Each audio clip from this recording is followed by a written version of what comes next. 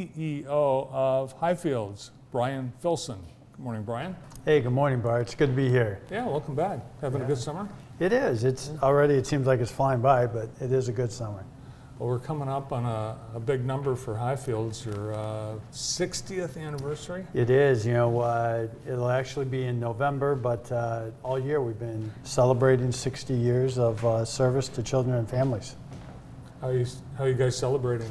You know, mostly, in a pandemic world, through a lot of, social media kinds of opportunities, but we changed our logo and, just to commemorate the 60th anniversary. And then it'll all culminate in October when we gather for our Strengthening Families Breakfast. And we'll be able to honor a number of individuals that helped get us through these 60 years and then chart a vision for the future at that meeting. Yes, it's South Central Michigan's largest breakfast. You have several hundred people in We attendance. do, yeah, and we're very excited, and we're prepping for that right now.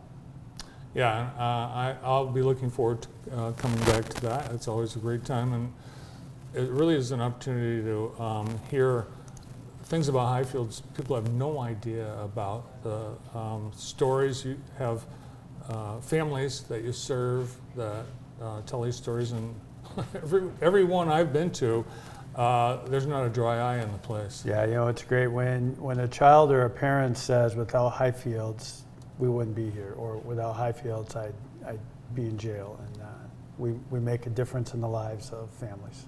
And that's because you have Highfields Heroes. Yeah, it's a new thing that we kind of rolled out, and so Highfields Heroes is an opportunity for us to recognize individuals that have gone above and beyond. And so here's our local ones. On the North team, Sharitha Carter, Kelly Corbett here in the Jackson office, and Alfonso Boutre, who works in our residential program, but is also from the Jackson community. And so we are doing these, and we reward them and honor them, and just take a time to recognize those people who are the true heroes that do the work. And I think as we were talking early in the pandemic, all about essential workers and heroes working to keep our community moving. All those folks working in Highfields, they're in that category. Yeah, they certainly are, and people are stressed above and beyond in these times, and and then we still have people who are willing to wade into a hurting world and do the work of helping children and families, and that's why they are, in my mind, the true heroes of the Highfields. Yeah, I was talking earlier in the show about the locals up north noticing the just rudeness and impatience among vacationers, and typically people on vacation, they're not the nicest people. Yeah. But this year it's never been as bad as they're experiencing. Yeah, extra grace required. And right now our world is filled with a lot of people that need a little bit of extra grace, and just trying to dig down deep and find that within us so we can keep doing the work is just really important.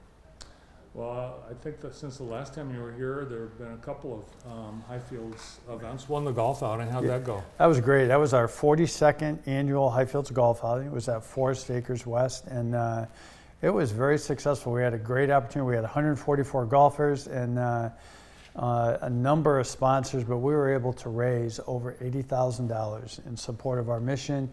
And it was a great day, and we think it's the longest continuous outing in mid-Michigan.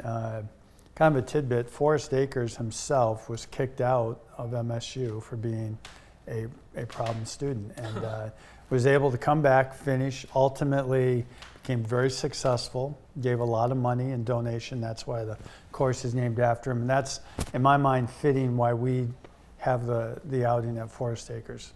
Yeah, a lot of people think Forest Acres is spelled ACRES as in a place, but it is. It's the gentleman who it's named after.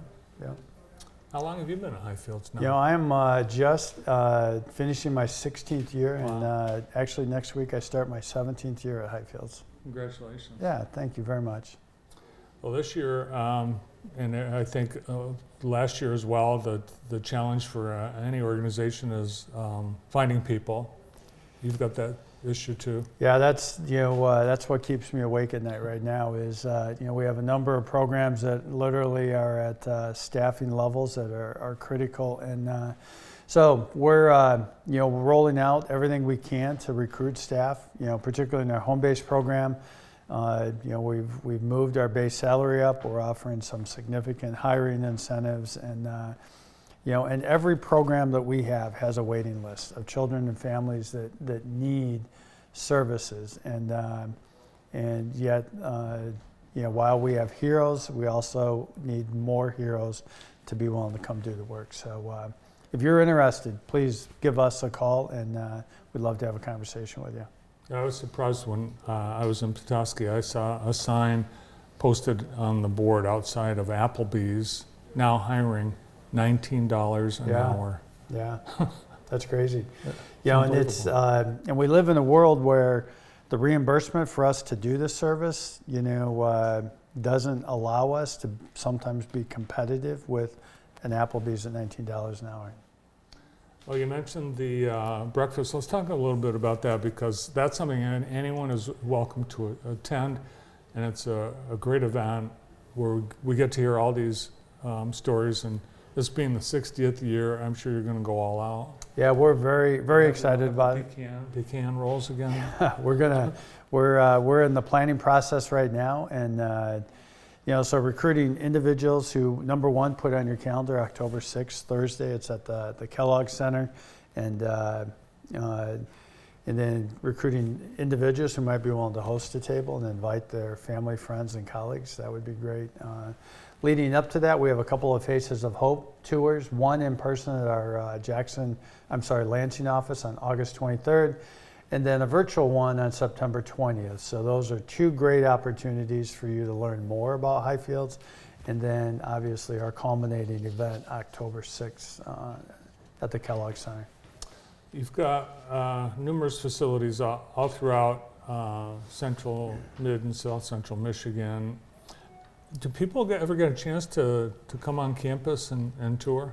Yeah, they do. Actually, as I was sitting in the green room waiting, I just got a request about an individual who'd love to come take a tour of campus and learn more about Highfields. And so we have been, particularly this year, this spring and summer, we've hosted a number of those. And so if anyone is interested in learning more about what we do, taking a tour of our main campus, simply reach out, find us on the website.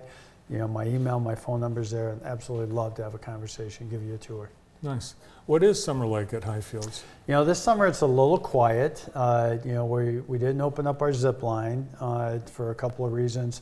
We do have, quite interestingly, a large group on campus this week, the School of the Blind, and they're in our DART Family Treatment Center. It's a great opportunity for these children and adolescents to practice cooking skills and checking themselves kind of in and out of a hotel, and so a little bit of activity this week, but right now it's just kind of a quiet time, before school starts back up.